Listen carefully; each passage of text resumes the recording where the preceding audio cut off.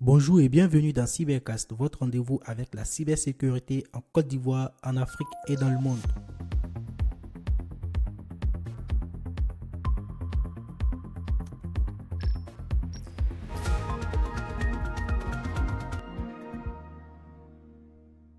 Cette semaine, on parle d'une faille critique qui peut donner un accès route à distance, une fuite de données bancaires chez BasicFit, de l'intelligence artificielle détournée pour attaquer des institutions publiques, de la montée des cyberattaques en Afrique et de la réponse du continent avec la souveraineté numérique.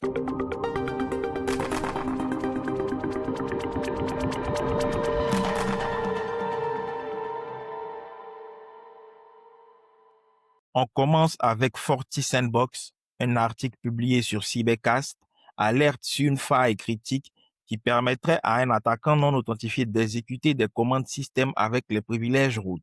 Et le plus grave, c'est qu'un POC public circule déjà.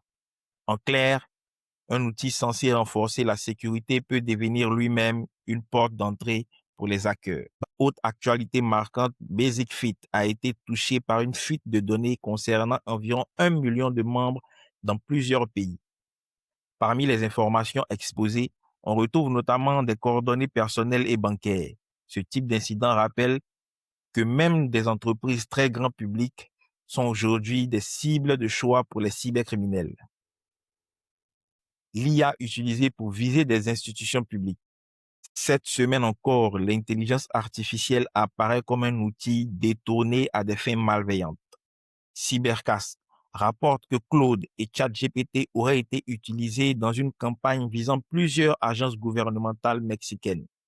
Cela montre que l'IA n'est plus seulement un outil de productivité, elle peut aussi accélérer, automatiser et renforcer certaines attaques. L'Afrique sous pression cyber.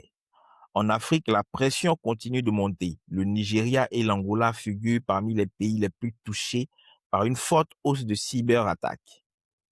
Selon l'article relayé sur notre site Cybercast, les secteurs financiers publics et critiques sont particulièrement exposés. Cette tendance confirme que la transformation numérique du continent s'accompagne aussi d'une exposition beaucoup plus forte aux menaces. Le Maroc avance sur la souveraineté numérique. Mais il y a aussi un signal positif.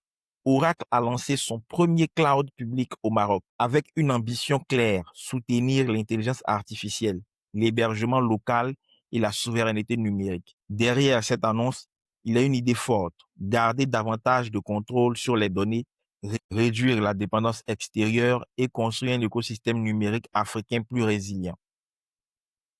En conclusion, ce qu'il faut retenir cette semaine, c'est que la cybersécurité devient de plus en plus stratégique. Entre les failles critiques, les fuites de données, les attaques dopées à l'intelligence artificielle et la pression sur les pays africains, la menace évolue vite. Mais en parallèle, on voit aussi émerger des réponses concrètes, notamment autour de la souveraineté numérique et de la protection des infrastructures. C'était Cyber Echo, votre résumé de l'actualité cyber de la semaine. À très bientôt pour un nouveau tour d'horizon du monde numérique.